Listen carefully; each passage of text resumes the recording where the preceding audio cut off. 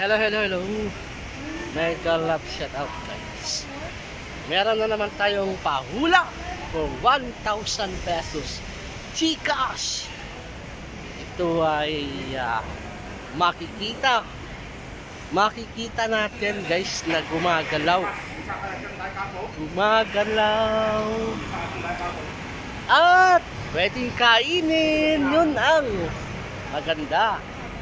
Gumagalaw siya, pwedeng kainin.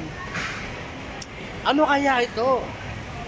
Galingan nyo po for Gcash 1,000 plus. So let's go. And before that, I wait lang. Have a look later, okay? Hello. Thank you. Hi. You know, may nagbigay. Ano kaya ito? Yaw. Sige. Itago muna natin itong binigay nila. So guys yung clue natin, gumagalaw-galaw, pwedeng kainin, makikita natin kahit saan. Yan, kahit saan. And by the way guys, nandito ako sa Senado Square po. Ito yung simbahan. Yan po. Yung kaya lang nakasara, kaya tingnan nyo. Sarado po siya, sarado. Madami na po ng tao. Ang aga-aga. Kalalabas ko lang sa trabaho. And then, ito po yung dekorasyon pala. Dekorasyon. Yan. Para sa Mooncake Festival. Ngayong September. So, habang kayo po sumasagot sa baba, tignan nyo po yung view dito. Ito po yung view sa Macau. Kaya kahit hindi tayo pumunta dito, at least makita nyo po itong view. Right? So dito na ang banda. Yung pupuntahan ko dito banda ay magpapanood ako ng Gcash para may pag-games po tayo. Ayan. So i-post ko muna mamaya ulit malapit na ako dito sa Pacific Ace kung saan ako magpapaload ng Gcash. Ayan. So ito pa yung mga nagtitinda dito guys yan sa likod. And then may mga paninda din dito na mga damit dito sa banda sa loob papasok. So sagot muna dyan i-post ko muna mamaya ulit. Okay, 400 kasama charge. Gcash. Thank you. Okay, yung Gcash.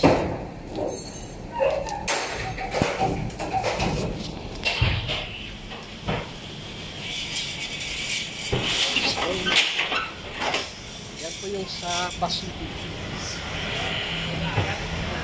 Yan kami nagre-remake ng mga padala.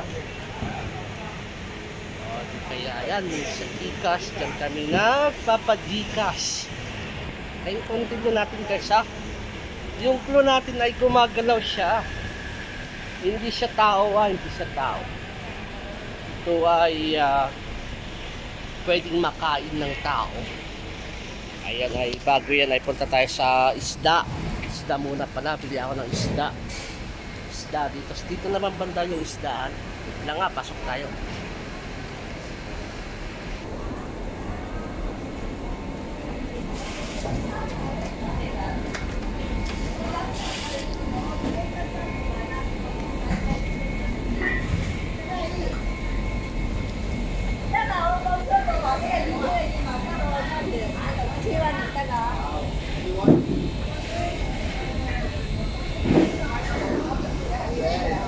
Tilapia 12.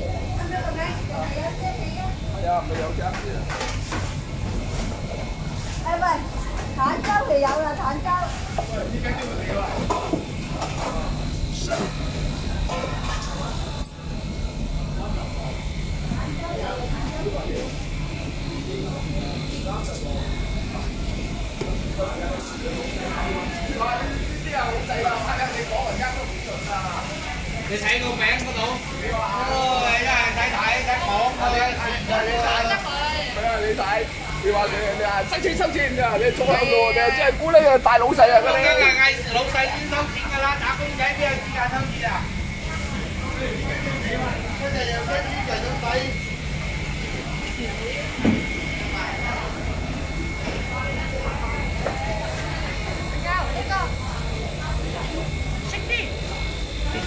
16 kilo. Pick up food. Yeah. Tantan. Kapak. Kasi kung bibili ako ng isda, hindi ko mahawakan. Hindi ako makabidyo. Hindi ako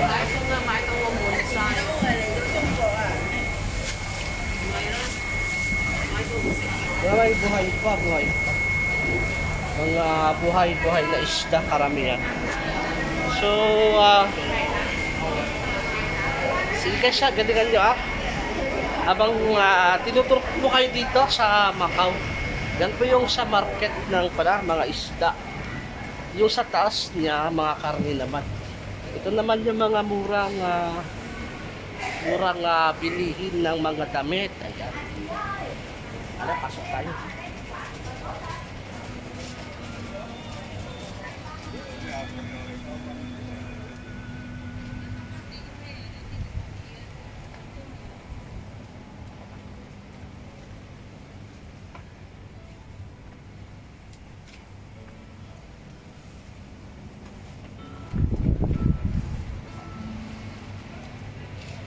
Oy, tigpapay. Nakasili siya, tigpapay. Pogi. 5 lang siya, 5.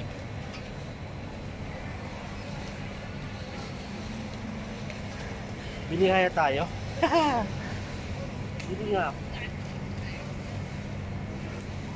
Tigpapay. Mamaya na. So, dito naman yung mga murang bilihan ng mga damit. Kapag gusto niyo ng mahal, dito naman yung mas mahal.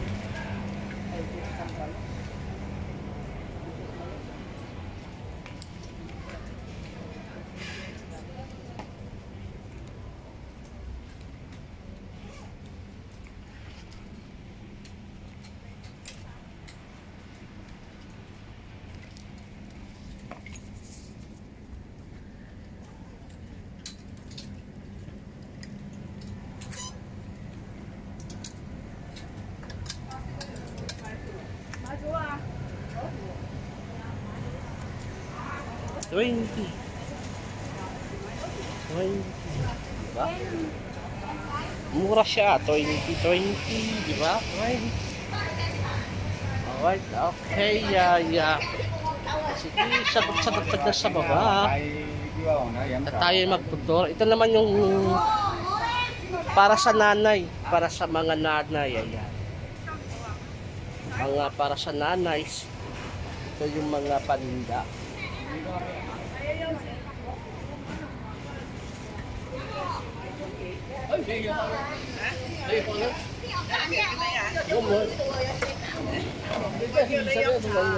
So ayan guys, ito naman sa para sa tatay. Kung meron para sa nanay, ito naman yung para sa tatay. Pang lalaki. Ikaw saan? Ito ganda oh. Pang porma. Okay, ay maglakad pa tayo. Lakad pa more.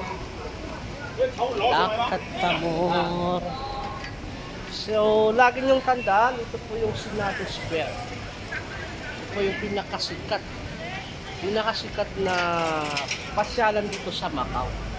Smile! Ayan, yan po yung ilalagay natin na thumbnails. So, iharap natin yung camera. Then, dahan-dahan tayong maglakad.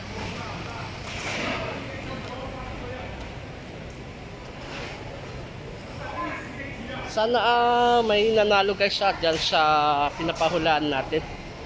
For GCash 1,000. Ang clue po niya ay gumagalaw-galaw. Tapos masarap siya. Masarap talaga. Masarap. Pinakain ng tao. Yun. Mamaya pag malapit ng matapos, sasabihin ko po yung sagot. Okay? Ngayon, umikot lang tayo. Dito yung sa simbahan. Ngayon ay pupunta tayo sa Putol. Yung pinaka #1 tourist spot dito sa Macau. Yun po ay Putol na simbahan. Okay? Putulin na natin itong kana para another part ka na para hindi yata mahaba. Sige. Ito po na lang kayo dito sa click dito sa baba. And then another premiere na lang sa kana sa Putol, yung papunta sa Putol. Okay? So galingan nyo dyan sa baba. Then napapansin nyo po, kunti pa lang ang tao kasi ang aga-aga pa lang. Sobrang maaga pa ngayon. Pero mamaya, lalo na pag sa hapon, itong daan na to papunta sa Putol ay masikip na dito. Sa ngayon ay okay pa yung upan. Okay pa yung daan, hindi pa gaanong madaming tao. Ito naman yung kabilang daan ay ito yung papunta naman sa Tapsiak ito. Then ito yung likod ko. Yan po yung San Malo. Kaya kung nasa San Malo kayo dito sa likod ko, paakit na yan yung sa papunta sa Putol. Ayan, Putol na simbahan. Okay? So i-reveal na natin yung sagot. Hanggang pan lang to guys. Hanggang mga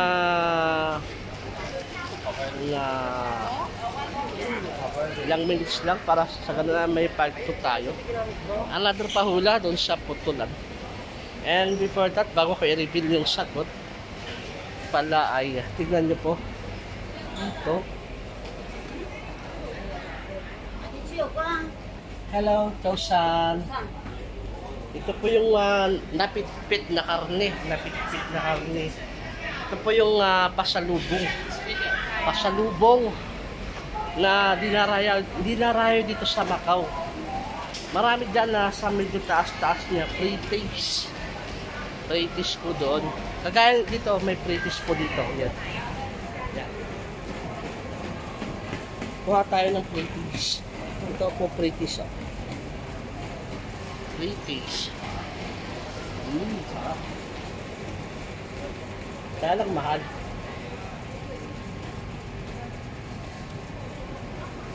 Ito po yung tindahan po nila.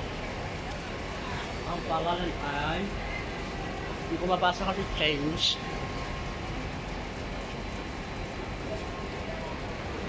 Ang pinaka best seller po dito itong hectare. Kaya lang wala pang stock. Maghanap tayo sa taas. Baka may nakaprito na.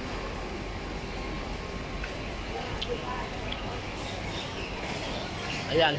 Dito kahit wala kang pera, maraming printings. Nabubusog ka na. Karne ng baka, karne ng manok, karne ng baboy. Ayan nyo po. Diba? Printings. Binigay niya. Baka. Beef. Ito naman guys, ang bayan dyan sa likod. Maraming tao.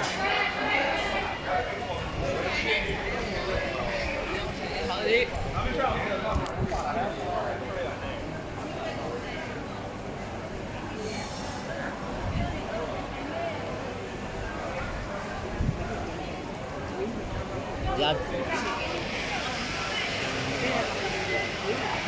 Pwede nang i-reveal yung sagot para sa part 2. Ang tamang sagot ay ito ay gumagalaw, makikita kahit saan, sa kalsada, sa gubat, lalo na di ba sa gubat, kasi sa gubat to nagtatago. Pero may nakikita rin ako dito sa sa mga kapitbahay. May nakakahuli nito guys. Nako na. Inaalagaan na nila. Wait lang, maingay. Maingay eh. May dito. So ang tamang sagot po ay, alam niyo kung ano 'yon? Nasabi ko ay Tagalog na gumagalaw-galaw, na mabilis siyang tumakbo. Pero nahuhuli pa rin, pero bihira na ngayon makita. Ano po 'yun? Ang tawag doon ay Ang tawag doon ay baboy ramo, di ba? Baboy ramo, di ba? Yung baboy ramo, yun yung masarap, di ba? Masarap yung baboy ramo. Pag nakahuli kayo na, genius po kayo pag nakahuli kayo ng baboy ramo, ano? So maraming salamat hanggang dito pa lang, ano? Thank you very much sa mga humula dyan sa baba. Sana may nanado. Again, abangan niyo po yung part 2, another part 2 dito sa Borbon. Maraming salamat kayo sa bye bye. Congratulations sa nanalo again. Ingat kayo lagi, bye bye. Thank you.